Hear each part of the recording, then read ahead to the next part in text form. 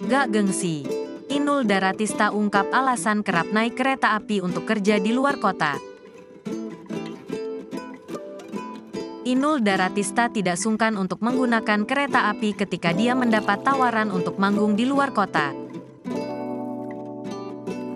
Inul tidak memaksakan untuk menggunakan transportasi udara jika lokasi panggungnya lebih mudah dijangkau dengan akses kereta api. Misal kita dapat job kita mintanya pesawat. Tapi kalau dapat tempat yang aksesnya enak naik kereta. Jalur tempuhnya juga lebih mudah. Enak naik kereta. Ujar Inul Daratista di Kapten Tendean, Jakarta Selatan, Rabu, tanggal 30 September tahun 2023.